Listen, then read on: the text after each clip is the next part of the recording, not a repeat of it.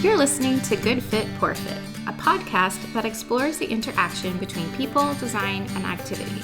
Good Fit, Poor Fit is part of the Universal Design Project, a nonprofit organization with a vision for every community across the USA to have a surplus of homes and opportunities for social participation that are universally and financially accessible.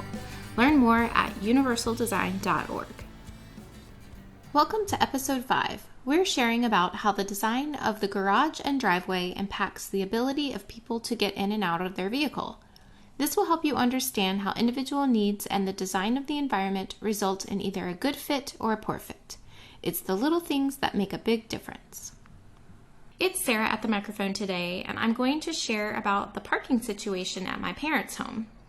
If you haven't already heard through some of our previous posts or podcasts, my husband Scott has a spinal cord injury and uses a manual wheelchair to get around. We typically store his wheelchair in the back of our Subaru Outback, and I lift it in and out when we're together. We also have a 1-year-old, so needless to say, when we travel, we don't travel light. As a side note, my parents have done many things in their home to make it more usable for Scott, and we are so grateful for that. However, the process of getting inside could be easier if their home was designed differently from the start. Just to give you a lay of the land, they live in a condo with a small garage. It may look pretty spacious at first glance. However, as most of us have in our homes, there is storage along the front and sides to keep all of their extra stuff organized, including tools, a deep freezer, trash, recycling, and exercise equipment. There is also a step to get in the house from the garage, and my dad graciously constructed a ramp with a landing so Scott could get inside easily. This does, however, take up at least 3 feet of floor space. Generally, we park out in the driveway, but when it's raining, we pull inside the garage to not get soaked. Scott is usually the one driving, and I'm in the passenger seat with the car seat behind me. Before Scott can pull into the garage, he stops in the driveway so I can get out. To pull into the garage, he has to hug the right side of the garage super close with the car, so there's room for him to open the driver's side door wide enough to get out on the driver's side, so he has room for his wheelchair without running into storage along the wall. This means I wouldn't have room to get myself or my daughter out when we're in the garage. So I typically hop out first and leave my daughter in the car seat. She's currently not trusted alone outside of the car while I grab his chair, so she stays put for now. As Scott pulls the car into the garage, I guide him from the front to make sure he's not hitting a side mirror on the workbench on the passenger side and that he's not driving the driver's side wheel up the ramp.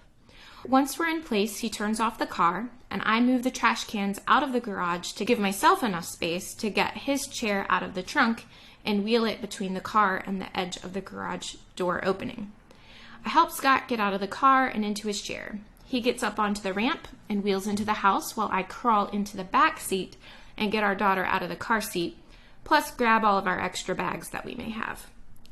Phew, it's a process. Like I said, we don't do this every time, but only in bad weather. It is nice to have a covered option so we don't get soaked. But otherwise, if the weather is nice, we typically park outside in the driveway. Thankfully, the surface of the driveway is concrete. It's not like a thick gravel that Scott would sink into, and it's in pretty good condition. But the driveway is sloped from side to side, plus forward and backward.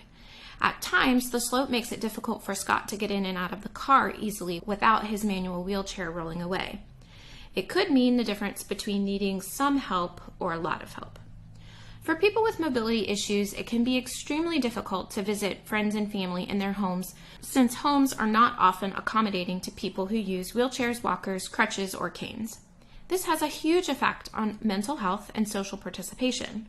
Plus, many people are thinking through this entire process each time they consider going somewhere. In the show notes, you'll see a render of the exterior of a home designed by industrial design student David Watson. It has a nice, flat, wide driveway and a spacious garage. One thing that designers and builders need to consider is the size of a garage. Now, I know that many sites try to pack in as many homes as they can, but we've had friends whose compact cars don't even fit into the garage of a new home.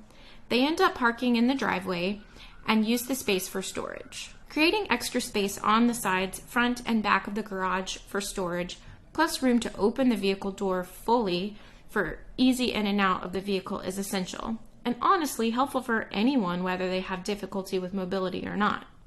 When designing the driveway, we find it easier for the surface to be smooth without gaps and cracks with a concrete or asphalt. It is also helpful for the driveway to have a flat section to park on that doesn't slope too much, and this is nice for people who need that for safety, but also beneficial for washing your car or for the kids playing outside. This is just one example of how the design of an inside and outside parking area for a home can be a poor fit for people who live there or people who are visiting. With some forethought into the site prep when building the home, as well as thinking through how someone would actually use the garage for organization and getting in and out of their cars, these areas can be made a good fit for all users. I hope you learned a few tips for increasing the functionality of a parking area. I look forward to sharing more stories with you in the near future. Thanks for listening to Good Fit, Poor Fit. I'm your host, Sarah Pruitt, Program Director and Occupational Therapist at the Universal Design Project. Learn more about our work at universaldesign.org and find more episodes and links to subscribe at goodfitpoorfit.com. If you have questions or topics you'd like to discuss, email us at podcast@universaldesign.org. Thanks for fitting us into your day.